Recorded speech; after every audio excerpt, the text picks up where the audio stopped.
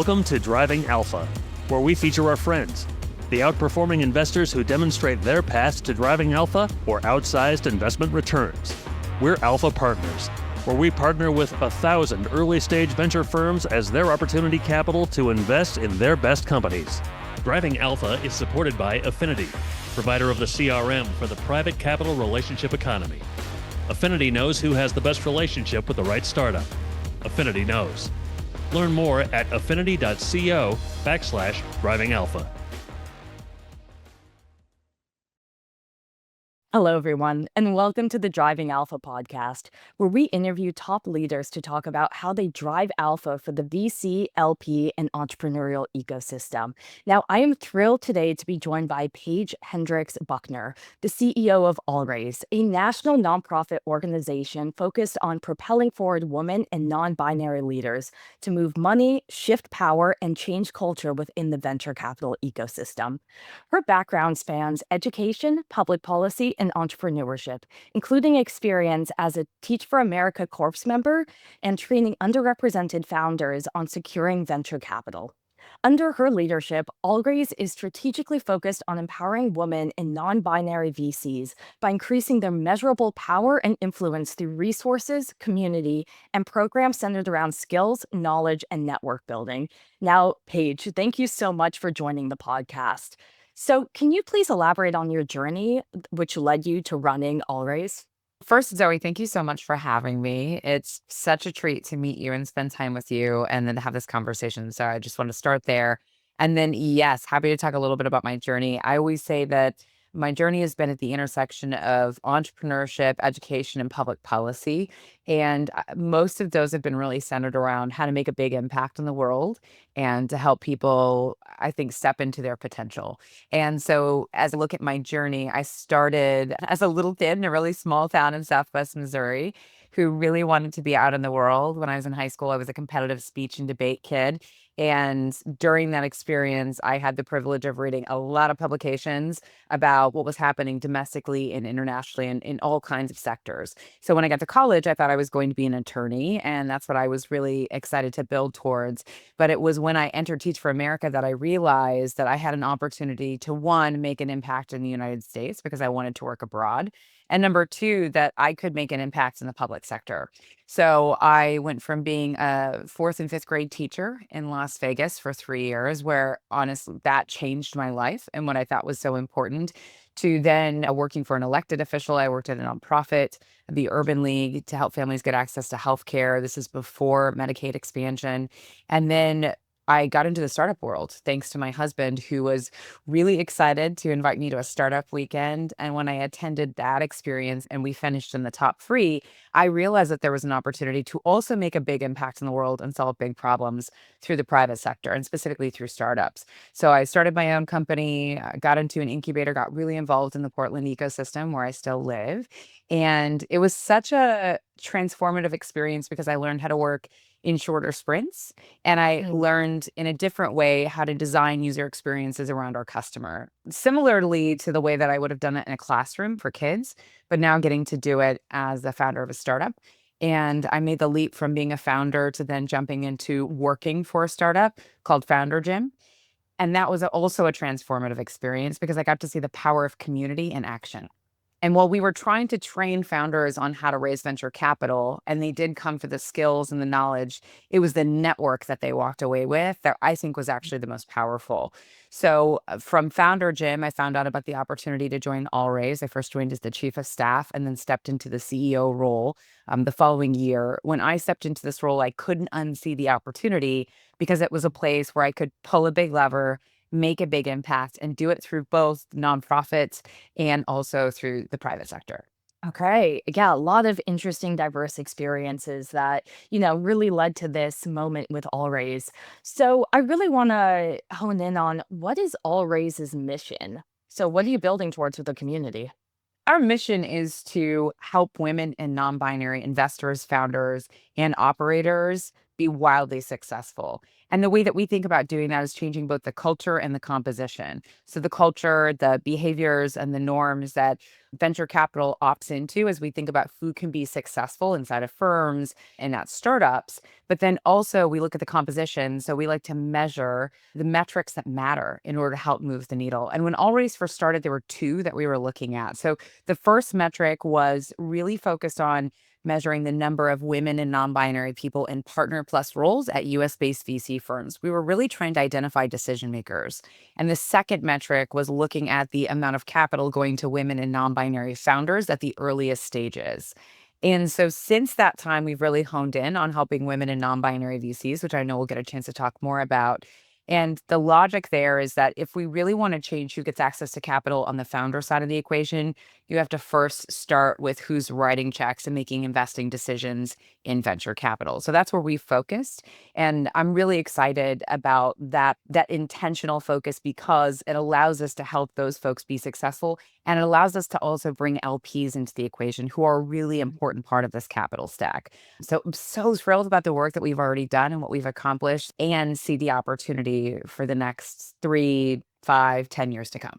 Great. So, I mean, Always has been around for some time. And since you joined the chief of staff role and then becoming a CEO, I have to believe you've seen so much transformation within the organization and also how women and non-binary folks have evolved within the world of venture capital. So, can you just give us some of the highlights that the Always organization has done and what you've noticed within the realm of women and non-binary folks within the venture industry, how that has shifted and some of what you've seen throughout time, which has come to today? So I want to go back to the metric that we talked about earlier, tracking the percentage of women and non-binary VCs in partner plus roles. So at the beginning of our work, we were tracking approximately 318 people in partner plus roles. That was 9% of VCs in that role in the industry. And now, according to PitchBook, we're at 18.6% of folks in partner plus roles at US-based VC firms. That is hitting our goal of doubling that percentage 3 years ahead of schedule, which we're thrilled about. And there's more work to do. And we know that for two reasons. Number one, when you dig into that data and also when you talk to people, we know that title is not power and influence. Because you can have a title inside of a firm, but that doesn't mean that you can get your deals across the finish line. That doesn't mean that you get the best opportunities. And so part of the question we've been asking is how do we help our community members grow their power and influence? And the second piece of this is we started actually looking at metrics of power and influence because we'd like to develop our own.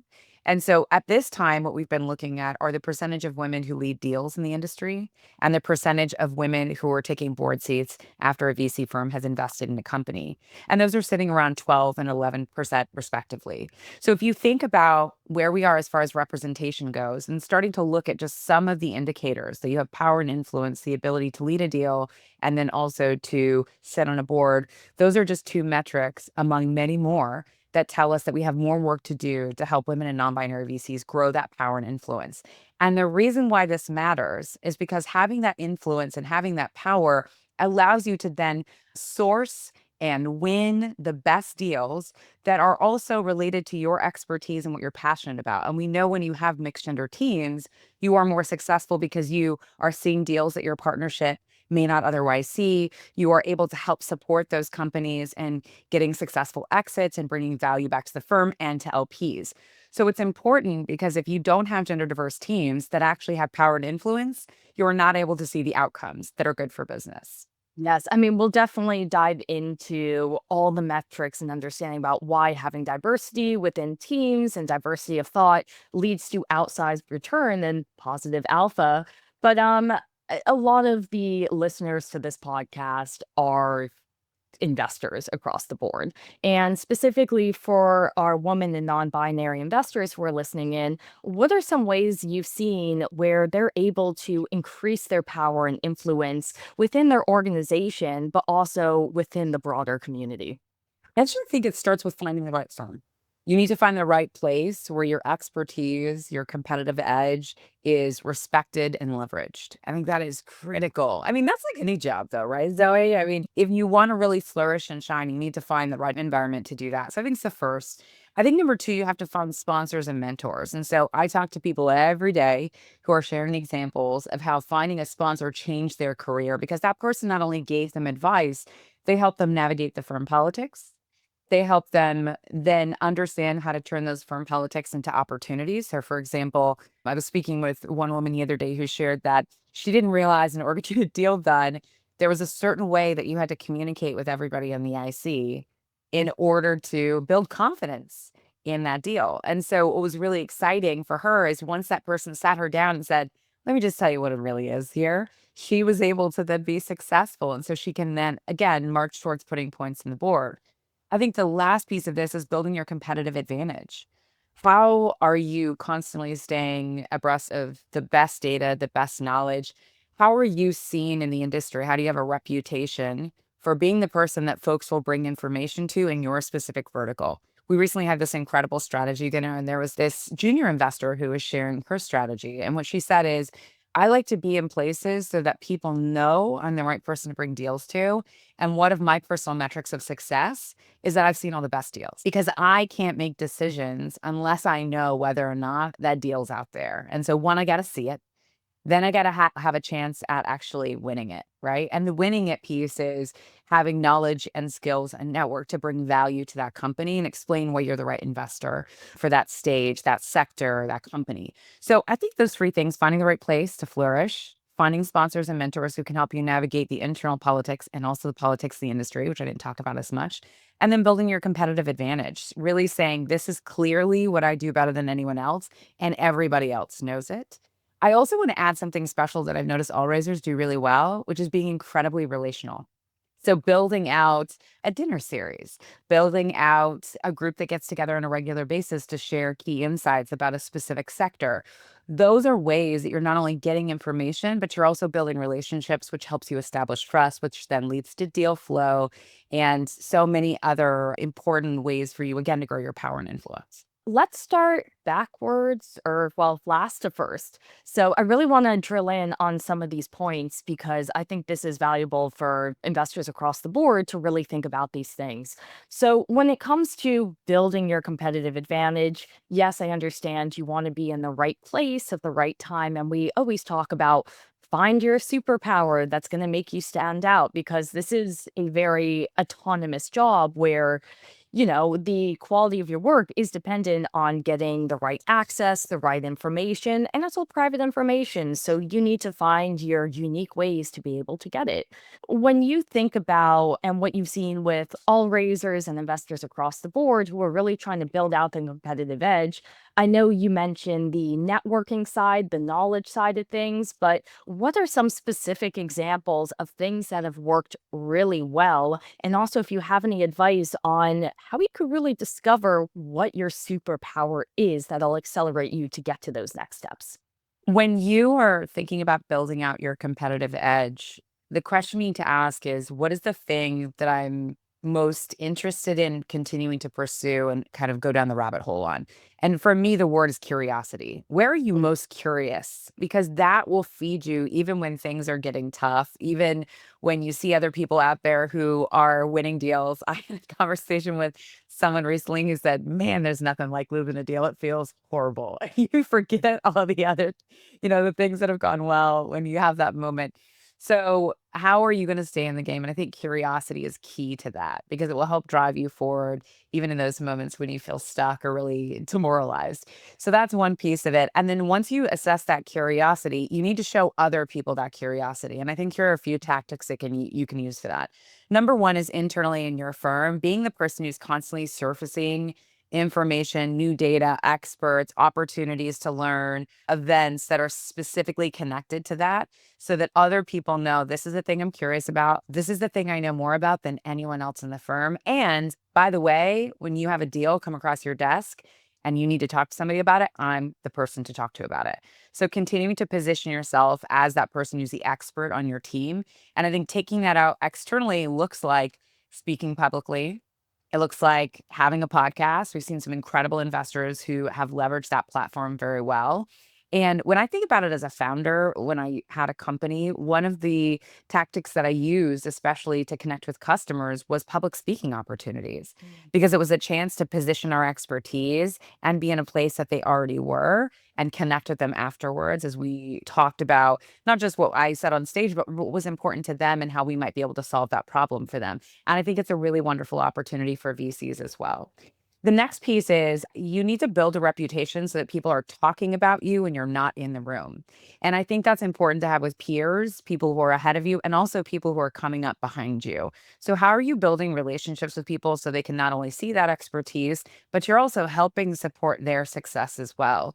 And this is a big part of the All Raise community, give, get, right? We want people to come here and give. Yes, we also want them to get. And I think the best relationships can be that way as well.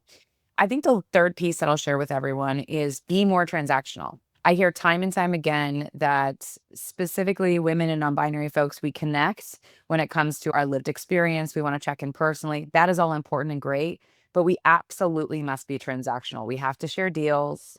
We have to connect about LPs that we know, share their information as well. We have to help people get access to speaking opportunities, whether it's on a stage or a podcast.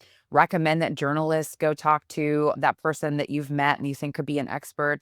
There are lots of ways for us to help each other. And I think the transactional piece is something that I've noticed our community is continuing to build a muscle around. Because if we're not transactional, then I don't think we're actually playing the game in a way that helps us continue to demonstrate we can build our track records and we can get results.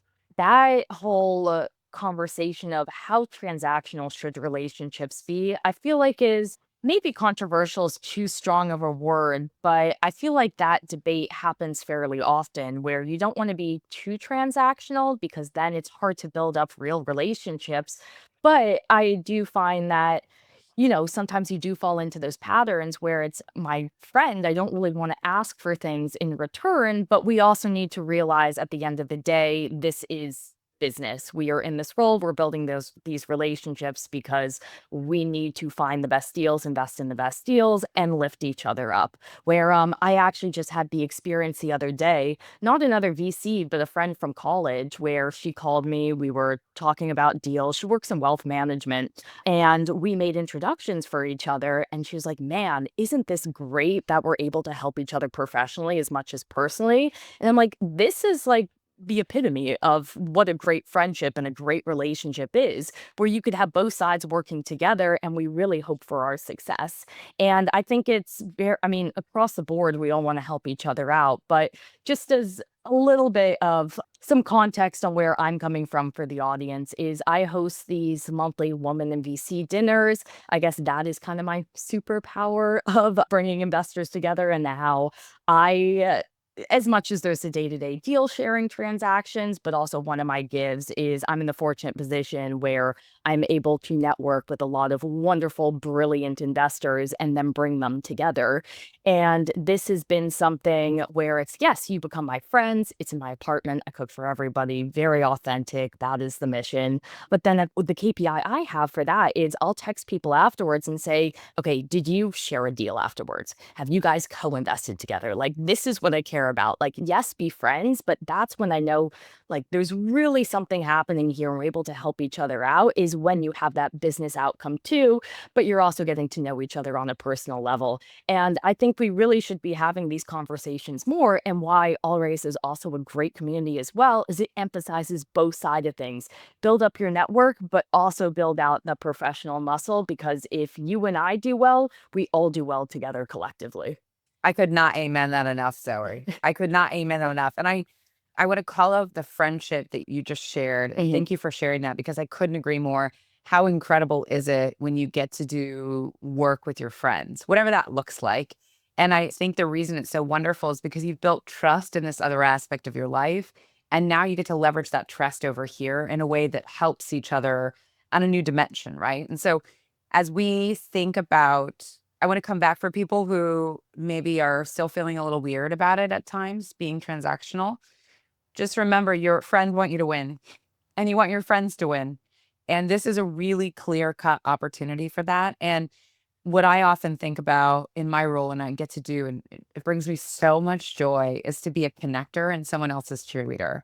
So, what I love doing is hearing about our community members and talking about them in rooms they're not in, so that if there's a resource in that room for them, I can get it to them.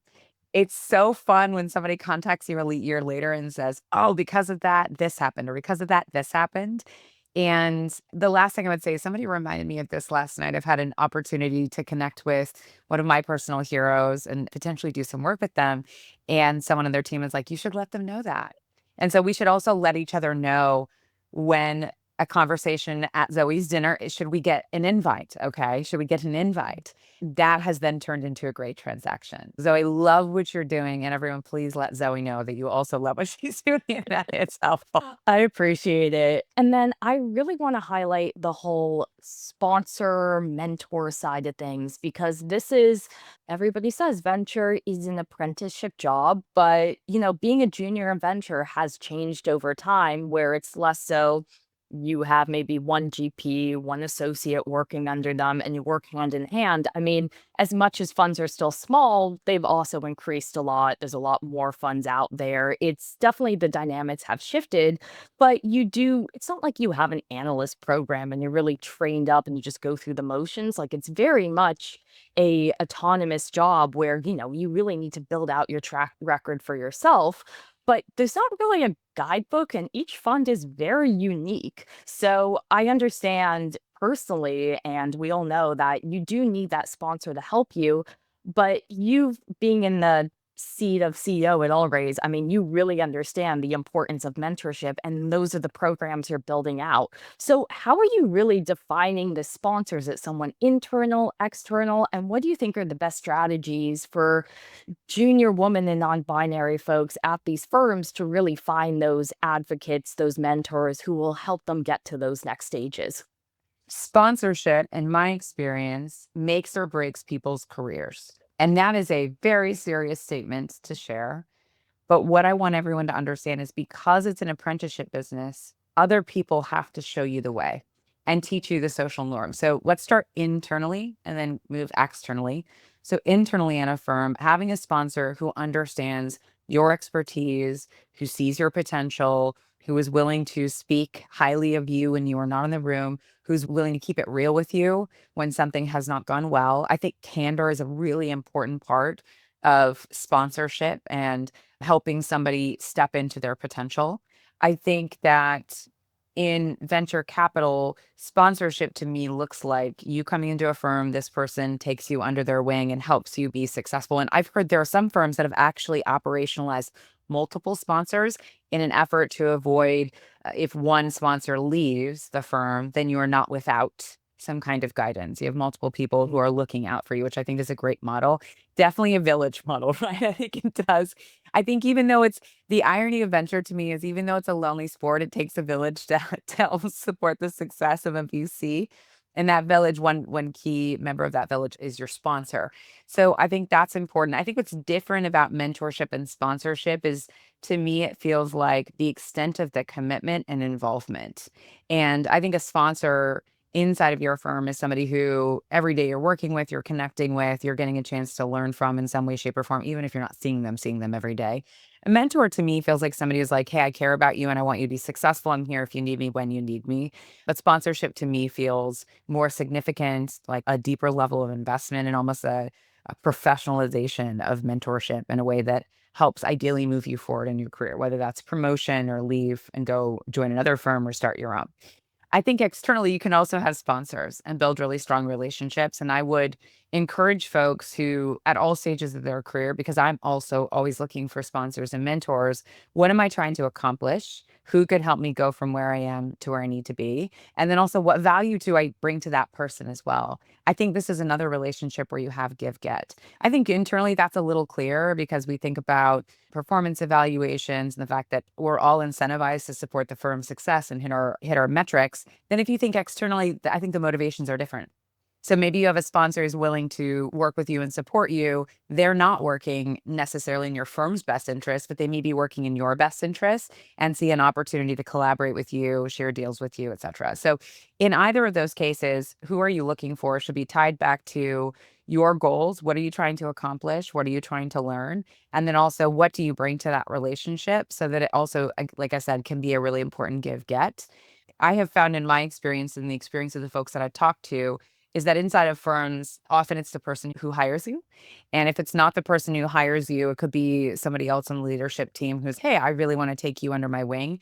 Be proactive about that. Be proactive about finding that person, connecting with them, telling them why you want to work with them, and then staying close to them. So there was a junior investor that I spoke with recently who shared that they will take the time to really understand the partners that they want to work closely with, and then they will ask them if they can shadow them, whether it's to a board meeting or to key meetings with founders, to really learn about how the firm works, how the industry works, how they work, how they think, and then get a chance to debrief with them. Externally, I would say same thing, but I also often wonder about external sponsors as somebody that you can think a little more forward outside of your current firm, even potentially. Hey, what am I thinking about for my career? And I do think there's an advantage of having both folks internally and externally and taking the time to seek them out. Got it. I understand it's a little bit easier to navigate and identify that internal mentor for you. But when it comes to finding external sponsors, especially as a junior investor, do you have any advice on what the best approach would be and how to identify the right person?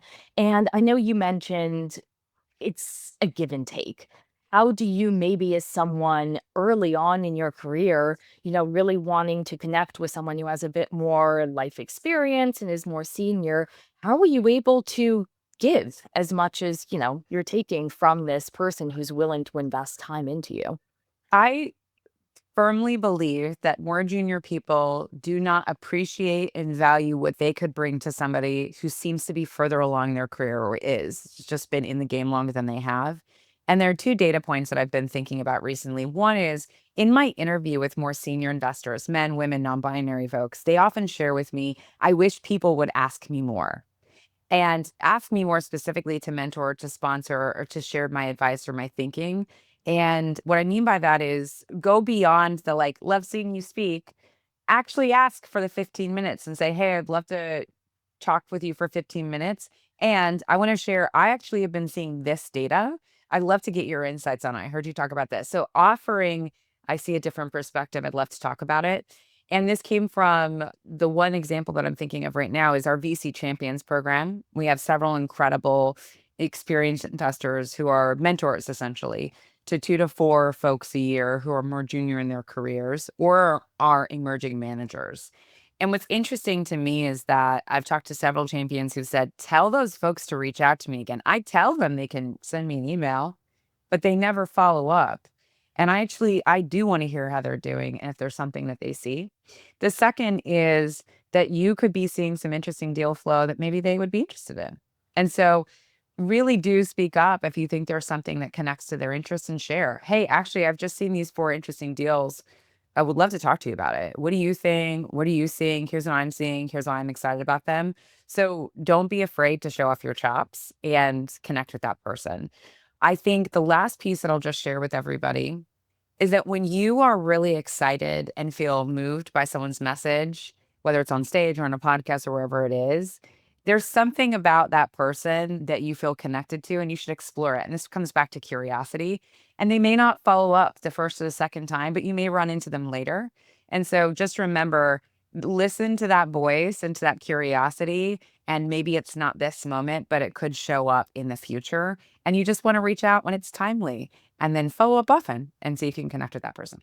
That's some great advice. And I will echo from personal experience where I work with a lot of GPs. I sometimes feel a little bit nervous talking to them because there's a bit of, oh, what do I know? What is my value? You are so much more accomplished than I am. I'm still figuring it out. But what is also interesting about venture is it's typically the junior folks who are on the ground talking to founders, doing all the research. Like you have a lot more information to share, especially because we are investing in this cutting edge. And sometimes it's these more, especially in the world of AI, like younger generations might be more willing to pick up some of these AI tools, and then that information is very valuable to share back. So please don't be hesitant to reach out, find that mentor. And I'm sure, I mean, I mentor a lot of students coming from NYU, where I went to college, and I'm always happy to pick up a call. I'll talk to them for an hour, share my wisdom. Please hit me up anytime. So that's great advice. We mentioned, and I want to dive into a little bit more of the network building part of Allraise, where you have, I mean, I'm personally in the associate cohort program. I'm very much enjoying that. You also have a VC summit, but it would be great if you could talk a little bit more about how Allraise is helping these investors in the community really build up their network, and what is the importance of building these networks within the various communities that you all provide. So Allraise was really rooted in network and community from its earliest days. And so we've worked to codify that in a way that allows people to engage more clearly. So I'll talk a little bit about the way that plays out and how we've built that structure. So we have membership first. Folks can join membership for free. And when you become a member, you have a chance to see where all the other members are located. So if you want to reach out to them, you can see their stage, sector, you can see a variety of other indicators that tell you whether or not there's some alignment there. Even if you're just in the same city and you want to reach out and say, hey, I'm in town. I noticed you're here. I wanted to check in with you, get to know you better, share more information, learn from you. So membership's fantastic for that. And I would encourage anyone who is a member of the Allraise community to really leverage that to connect with people, build strong relationships. Again, share deal flow, be transactional, be both relational and transactional. Our VC Summit is our annual flagship event. This is a timeless podcast, but if you were here with us on this day of Halloween, you would know that our summit is next week. And it takes place this year in Half Moon Bay, California. And the whole focus of Summit is to help people gather in a really fun way and learn from each other. So we tend to lean hard into breakout sessions. So there are a few main stage speakers, but it's mostly breakout content. And the reason why is because we want people to learn from each other. There's so much knowledge in the room. And there's lots of space for people to connect and to chat, whether it's before the event happens, during the event, or even to stick around after the event, which I've heard folks are doing as well. Our cohorts are happening year round, and they're really focused on titles. So as you said, Zoe, the associates, we have principal cohorts, and then we have partner plus cohorts. And those are really about building longer term relationships with a smaller group of people. And there's a mix of workshops and in-person breakfasts. I know people fly to each other for those who have multiple geographies represented in their cohort, but it's a great way to build long-term relationships with a small group of people. And then our Champions program is really about that sponsorship mentorship piece that you and I discussed earlier. And it connects experienced GPs with principals or emerging managers. And it's really in an effort to, again, leverage that apprenticeship model in the context of Allraise. So helping you connect with people outside of your firm to get to know the business better, to understand what does it take to be successful and what success looks like. So those are the 4 buckets of engagement that we have and community that we have at Allraise. And next year, we're going to dial even more into how we help each of those buckets help our community members put points on the board. So get, whether it's DPI or then backing out of that DPI, what are all the indicators that you need to show that you're a successful investor? And we want to help get more and more dialed so that our programs are directly connected to those kind of outcomes. So one of the things we've talked about before with Allraise is the strategy of building an engine around lore. So building the story around the investor. So that's a lot more than just, hey, like this is me, this is my role, but this is the deals I've done. I'm an expert in this field. Come to me for this because this is my superpower, etc. What have you seen with your experience in Allraise? What is the power of really building the story around the individual, especially for these women and non-binary folks within the industry of venture? And how is Allraise helping out with crafting this story? Lore underscores who can be successful and what success looks like in venture capital. And so I want to start there and then backing out of that. What I've learned after, oh my gosh, since 2014, when I first started to become acquainted with startups and venture capital, is that the story is everything. because the story is where we can come together around what we believe is possible for that company, both the founder and the investor. And then over time, we were building that story together. So that story is, yes, of course, informed by all the metrics of success for a business, but it's also about what we tell ourselves about how well we're doing and how well it's going and what we need help with. And that shared lore helps that company march towards success because we're building a story about where we've been, where we want to go, and how we're going to get there together. As I've learned more about VC, I've realized that's also incredibly important. As VCs talk to each other about what's happening in the industry, trying to interpret the bajillion data points that help you read the tea leaves, the stories that you tell your LPs about what success looks like and what's happening in your portfolio. And so all of this lore building together, and then I think about the big story of venture capital and how it has impacted society in a way that I think most people don't understand. While it is a small asset class, it has shaped value in the private and the public markets in an incredible way. The number of jobs that exist because of venture-backed companies, the value in the public markets that exist because of venture-backed companies. And again, now we add that to the lore, which companies can be successful, which kind of founders can be successful, and then we have the patterns that we match against. So coming back to All Raise, the way that we think about lore is that it is critical for us to feature all raisers as experts. So Zoe, let's take you as an example. We want to feature you as an expert, and we want you to show up in all the places where the industry sees you as an expert in your specific space. So they want to share deals with you. They want to give you credit, right? Because credit is a huge part of this. They want to try and hire you, promote you, right? And they want to see you be successful. I think or not, right? That's another part of this too. This is like a drama, which is really exciting and fun. So when All Raise tries to help its members, here are the ways that we do that. One is we try to help them get speaking engagements to make sure that they are on podcasts and on stages where they can talk about and showcase their expertise. Number two is we feature them in the work that we're doing on a regular basis, whether that's events that we host like the VC Summit, where they're on stage or they're in breakout sessions, or they're hosting their own events where they can showcase what they've seen, what they're learning, what's happening for their portfolio companies. And we try to connect them with media opportunities as well, whether that's speaking on live broadcast TV or that is being featured in a major top tier publication about insights that they might have.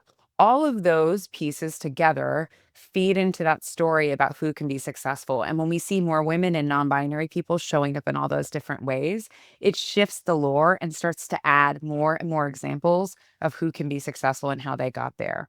So when just coming back to reshaping that success, what Always would like to do is ensure that as we tell the story about who is just crushing it in venture capital, we want to make sure that we're including incredible people like Lauren, right, who just knocked it out of the park with Chime, and the story behind Chime and how they got there and her influence. We want to talk about Mar at Pear VC and what they've built there and their incredible programs to help founders be successful. So I think that it's unfortunately not enough to do the work. People need to know you're doing the work. They need to see it out there. And that example acts as a beacon for other people, both to follow, but then also to acknowledge and say, yeah, that is a successful investor. Yes, I definitely appreciate the fact that we should give credit to the investors where credit is due. Now, I want to make sure we're really emphasizing the importance of why it matters to have diverse teams and why programs like All Raise are incredibly impactful from a returns perspective. Like, look, we're on the Driving Alpha podcast. We need to discuss how we can realize positive alpha. So, in what scenarios does diversity lead to outsized returns? First, I want to remind people that the reason this work is important is because it's good for everyone. And I think there's a narrative about venture capital, diversity in general, not venture capital, that diversity is somehow trying to advantage a totally different group and exclude others. That is actually not the point.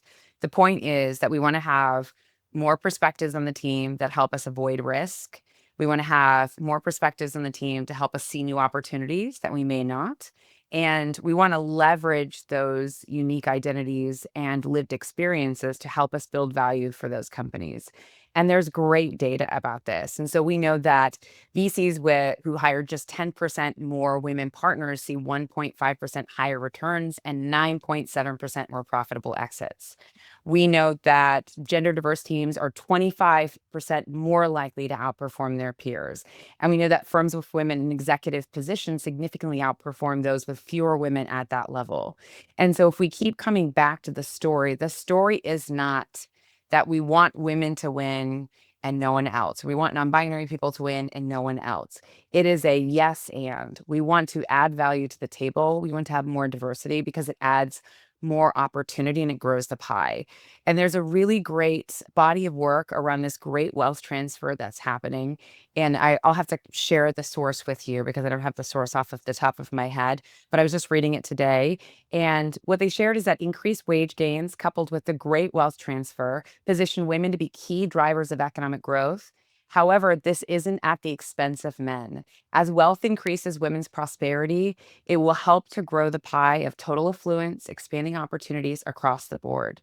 And so when we think about diversity, we need to think about opportunity and growing the pie for everyone.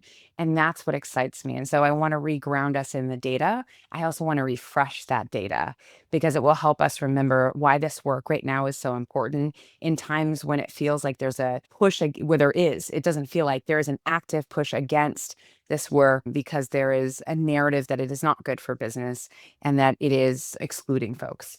I think that's some really impactful points, especially in a time where some of the conversation has been shifting right now about how we think about the composition of teams and like where merit and actual outcomes come from. But we need to look at the data. And yeah, it's clearly shown through multiple studies that diverse teams with different perspectives lead to outside returns, especially in the world of venture where you're supposed to uncover.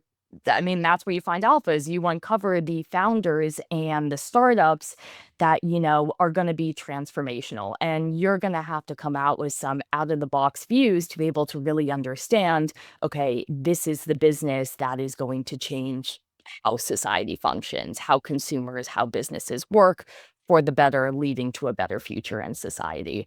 So thank you for those points, Paige. This has been a great conversation. I know we are running up on time, but I want to leave the floor open if there's anything else you want to share with the audience. First, I would love to have them come check us out, allraise.org. We are an organization that is excited to bring women, non-binary folks, and men in venture capital to the table to create an ecosystem that I think, again, is diverse and grows the pie for everyone. So please join us. The second piece that I'd like to share is I just want to remind everybody in this time of great transformation and change, especially with AI, I think relationships are more important than ever. And building strong relationships and trust with each other, getting to know people, understanding their superpowers and supporting their success, whether they're inside of your firm, outside of your firm, or they're somebody who is ahead of you or shoulder to shoulder with you or behind you. At the end of the day, community can be your competitive advantage. And so, Zoe, what you're doing with your dinners is such a great example of that. And I would just encourage people to add that communal element to your competitive edge, because I do think it's crucial in this time and will be for decades to come.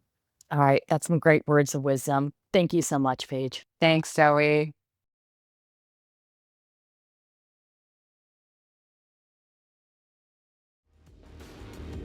Thanks for listening to the Driving Alpha podcast, where we host top investors to demonstrate how they outperform the market.